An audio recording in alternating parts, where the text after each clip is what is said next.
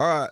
So when you hear the word balance in recovery, what does it mean to you? Balance is everything, right? Learning to live life on life terms is like living life in moderation. And if I direct my focus too much on one thing, then usually I'm lacking in another area, right? So a tool we use is like the recovery wheel, where you just bounces all areas of your life and you kind of score yourself in uh, all these areas. And the idea is not to be perfect at everything, but it's to be balanced in everything, right? Um, to me, if my anxiety starts getting high, or if my emotions start taking over in one area of my life, that usually means I'm either focusing on one area too hard or not focusing on another area enough. So you don't believe you can ever fully achieve balance, or is it something that you believe is always shifting? Constantly shifts, constantly shifts, right? So, and this is something that's crazy because, like, so in college, right, your college professors will always say, put school first. At your work, your job will always tell you, put your job first. Put your wife first, put your family first, put God first. You have all these people who are telling you that put this immense amount of pressure to prioritize your life, right? And put this first, where it kind of pulls us at a lot of different directions with a lot of pressure. So what I've kind of found is that I have to put my own scale on things and keep my life as balanced as possible, so that way I can deal with those things, right?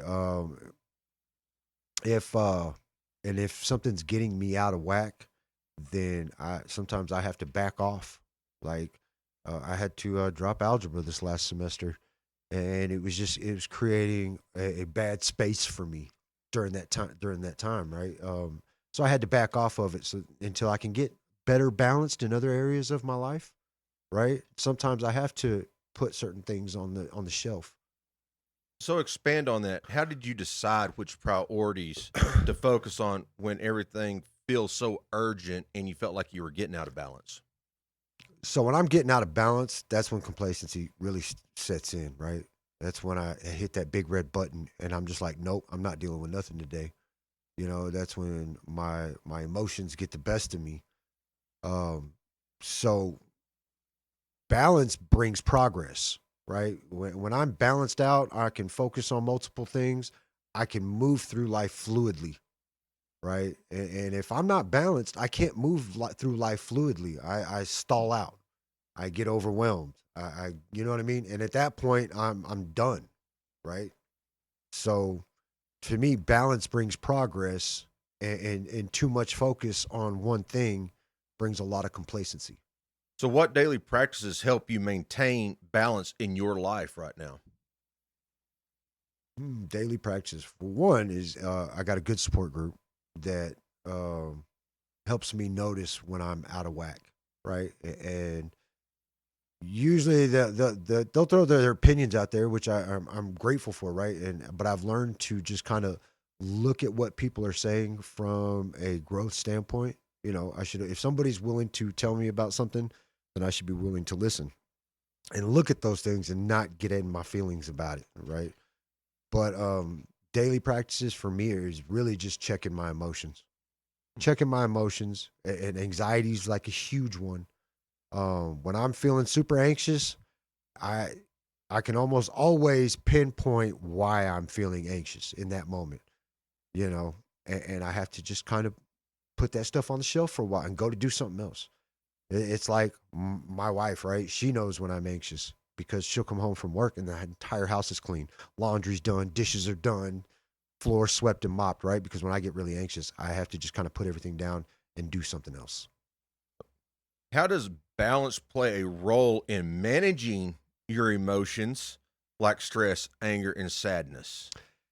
If I'm in balance, it's really easy for me to maintain life, right? It's really easy if I'm caught up on everything, and I'm got everything balanced out to where everything's in fluid motion, right? It's easy to maintain. Once I get behind in something, that's when life gets really imbalanced because it starts off as one thing. So then I shift all my focus to that one thing, right? And then all of a sudden, other areas start getting chopped off as well. So, would you say mindfulness or meditation helps you restore your balance when life feels chaotic? I would say mindfulness, right? Which I really think meditation and mindfulness are kind of the same thing. You know what I mean? And it's kind of, I view prayer and meditation in the same kind of element as well, right? Because sometimes I'll start off praying to God, and then 3 hours later, I'm talking to myself, walking around the house, working through my problems. So but mindful practice, like recognizing when I'm getting out of whack, and then what am I going to do about it, right? So if mindfulness is identifying it, then meditation's me working through it after I've kind of identified it. So, do you think your balance means avoiding the extremes, or is it more about embracing both the highs and the lows? I think it's an addiction, right? Life is a roller coaster. It's those high highs and those really low lows, right?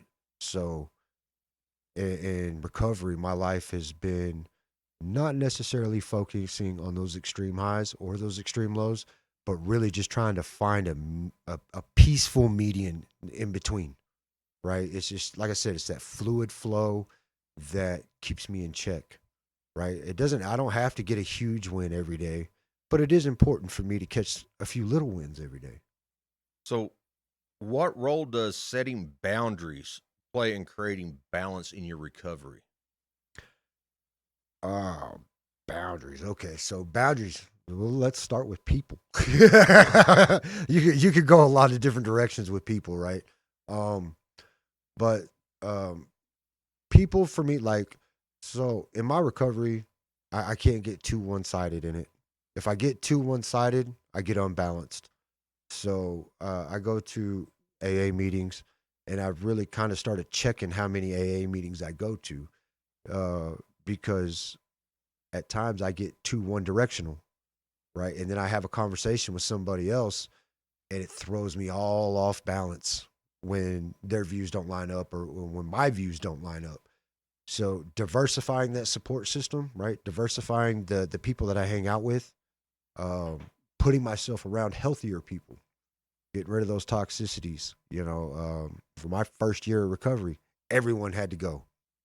Like I literally had to cut everybody out, whether they were good for me or bad for me, and I kind of had to just develop my own way, right? Because everybody will tell you how to live, everybody will tell you how to think, everybody will tell you how to believe, and sometimes you just got to kill the noise, right? Well, I like the way you said helping others because I got a really good question for you right here. Cool. Okay. How do you balance helping others in recovery also while also protecting your own energy? I look at things from a kind of out of pocket view, right? I don't engulf myself in other people's problems anymore. I don't put myself in those environments. You know, I can look at my own addiction, right, and say anytime everybody's ever given me something, whether it was something tangible like money or a place to stay or all these things, I took advantage of it every single time, right? But it was when people sat down with me and started listening and helping me work through my internal problems is when I really started getting some actual help, right? So that's what I try to do is I try to be that safe space for other people to come in and when we talk, right? Don't come ask me for $20.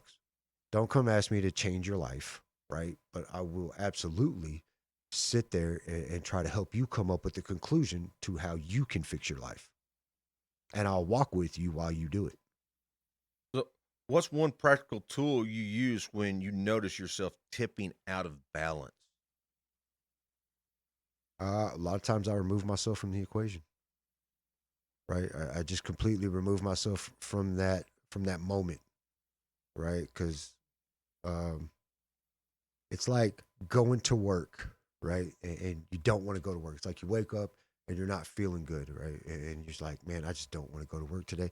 But I know if I don't go to work, I'm gonna catch that write up, or I'm gonna get scolded, or I might lose my job, right? So for me, I work on a bigger than me concept, right? So I have to look at this and say, don't make it bigger than what it is.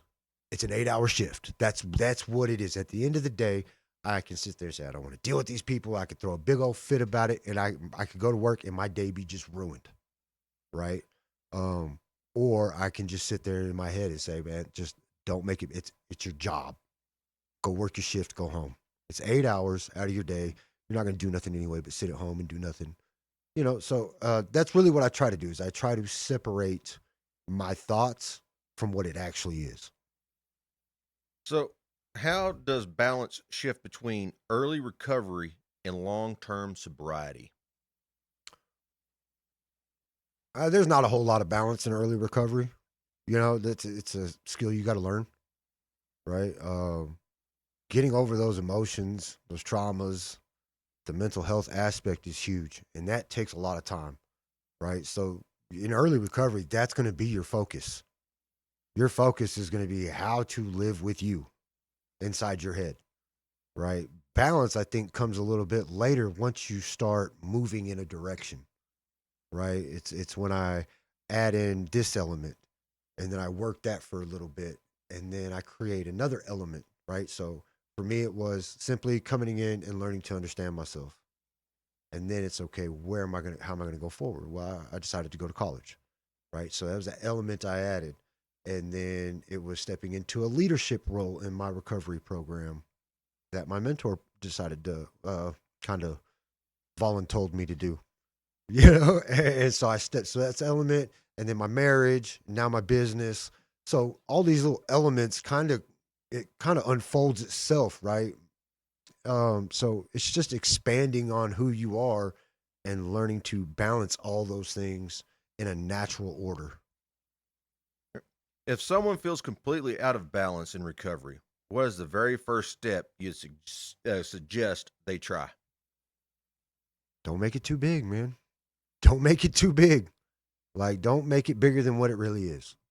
And we have a way of wanting to uh, be profound in our skill sets and our knowledge. Like, we have these, like, just great motivational techniques to make things very profound, make it way more important than what it is, make it way more grandiose than what it is. Keep it simple. Keep it simple.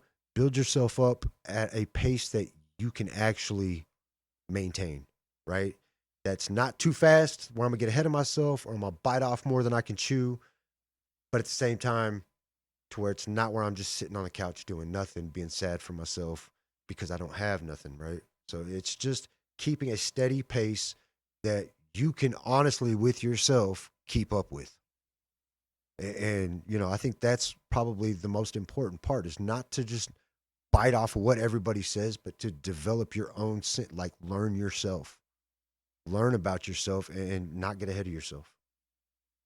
And that's, thank you very much.